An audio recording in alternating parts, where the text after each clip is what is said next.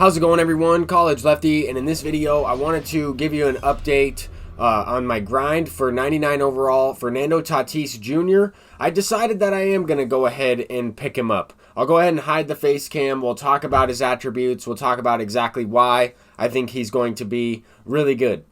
Now, I do want to clarify, I always thought this card would be incredible. They did increase his power against lefties as well as his contact against righties, but he also has his live series quirks on this Player of the Month card. So these quirks actually do something in the game: situational hitter, ball, first pitch hitter, and then, of course, day player. All of those things are going to be active quirks, and they're going to boost Fernando Tatis' contact, his exit velocities, minimal PCI boosts in certain situations, and then, of course, not as much of a penalty for missed PCI placement and still getting the exit velocities and hit results. So anyway, I completed the exchange.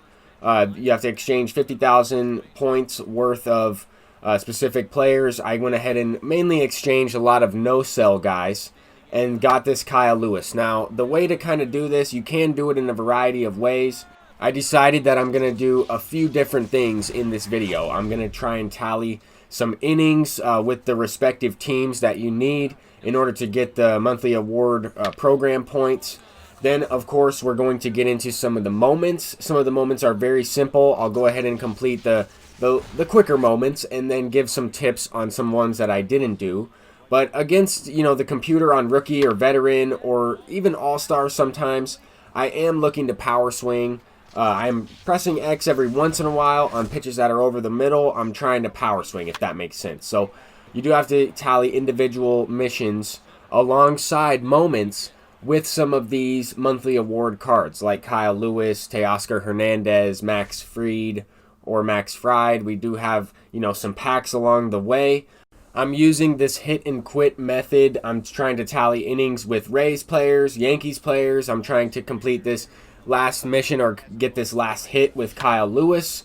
And I'm using that hit and quit method because you can bat as the away team, maybe just pitch one inning, so that way you are tallying those innings played with those guys on defense. And here we're able to complete the mission, tally 2 home runs with Yankees players in this one. First home run here with Mickey Mantle. Then we have Jorge Posada up, and he's also sending one deep. I mean, some of these I'm power swinging, some of these I'm pressing X, but there is a variety of ways to go about this. Right now, I have a bunch of buy orders up as I'm completing these missions and moments. I'm trying to collect those Tops Now players. Even though you get the packs, I'm not really trying to waste time. I'm trying to unlock as many of those monthly award players as I can, even if it costs me, 100,000 stubs or 80,000 stubs, because I think if you collect all of the Tops Now players, you'll have some extra left over. And what I mean by that is, depending on when you do the collection, if you go at it within a synchronized way, then you don't have to collect all 35 Tops Now. You can get away without having 4 of them, I believe. But that's not how I'm going to do it. I'm just going to lock them in so that way I can get a couple more of these Player of the Month guys that are featured in this program and complete their individual mission. So hopefully you understand what I mean by that. I know that there's a variety of ways to do this. I've gone through and looked at the program a little bit more in depth. Yesterday, when I was creating my videos, I was going 100% live. My initial reaction, just looking at the program. And when you're looking at it, it looks like there's a lot that goes into it, and that's true.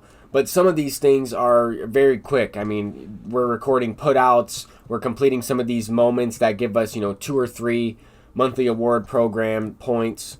Towards that, then we're also, trying to collect those Tops Now players at the same time. So we are able to, get this done, or at least get this halfway complete in about an hour, hour and a half or so. And I don't plan on doing this all in one day. I don't have time to do it that way.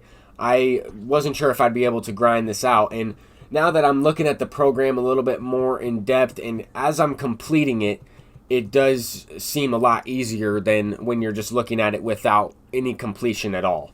So some of the moments are fairly easy. They don't really take that much time. I mean, I completed these first couple of missions. I still have a lot to do, but we're about halfway. And Right now, I need to tally the 3 strikeouts with James Karinchak. I need to get a couple base knocks or extra base hits with Teoscar Hernandez.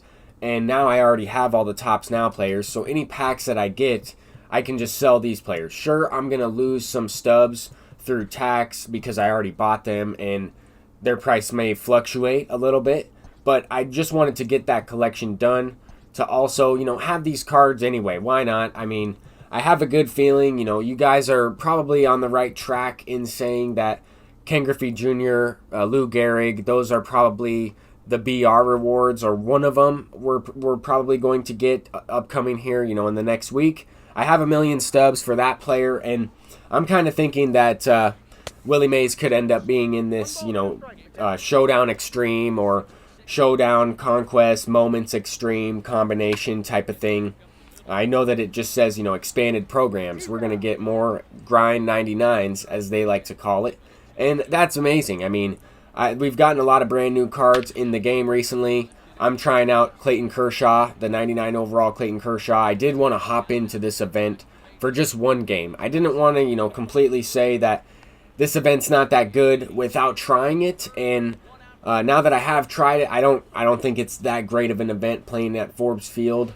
And it's not even really that. I would like to use, more power hitters when I'm trying to prestige some of these guys on my team as well. I mean, I'm trying to play some 3-inning games to save some time, and I figured I would just try it out. But Vidal Brujan, the one card in the lineup that I probably used the most out of anybody, I mean, we're just using some random guys. We're using Andres Gimenez. We're using just a variety of players. Here I'm using Josh Rojas, who is not a random guy at all. I actually played baseball with him at community college in Arizona at Paradise Valley. So that's pretty cool. He plays for the Diamondbacks now. He made a really nice play to save the game against the Dodgers like about a week ago. So I thought that was pretty cool. I retweeted that out. And anyway, this Kershaw's not bad. I mean, Kershaw is going to be good in every single MLB The Show, but he didn't feel as dominant. I mean, we're playing on Hall of Fame. This is not against, the best players in MLB The Show, and we're not even going up against the best hitters in the game either in terms of the actual virtual cards. But at the same time, he just didn't feel as dominant. He didn't feel that, his fastball was moving it as much or even with as much velocity. Here he touches 95, which is pretty good. But I remember him throwing a little bit harder in last year's game. If I'm not mistaken, he touched 96, 97, and I could be wrong on that, but maybe I think the sinker might be coming in a little bit faster as well in previous years. I don't know. I have seen a bunch of people say that Kershaw is not as dominant, though, and after trying him out, I can kind of, agree a little bit in some ways. Here he touches 95. This actual game right here is a BR game. I decided to draft up a BR team, and we got Kershaw in the first round, and all the other diamonds kind of stunk. So I was just like, you know what? We just tried out Kershaw in the last event game. I might as well draft him up, and here we're messing up the bases. We're messing up the base runners on the bases, and he got back to second. Now we have Eddie Rosario. I've tried out like all these cards that I'm using in Showdown. I mean, I've probably played more Showdown this year than anything else, just to kind of grind the content, try out the new mode. And BR kind of reminds me of a lot like Showdown because the PCI is ginormous. You're not facing the best pitchers all the time. And you can power swing as well. I'm not looking to power swing in BR, but I do know, some people that do, and they have a lot of success doing it. In years past, I think the power swing was better. And this year, last year, it wasn't as good. I haven't really power swung as much online since MLB The Show 18. And in MLB The Show 18, you really didn't need to power swing. I just felt like the power swing worked really well in that game. And if you squared it up and power swung, you're hitting a home run every single time. Anyway, we are up 3-0. Kershaw's going to try and close this one out. He threw a complete game in the last one.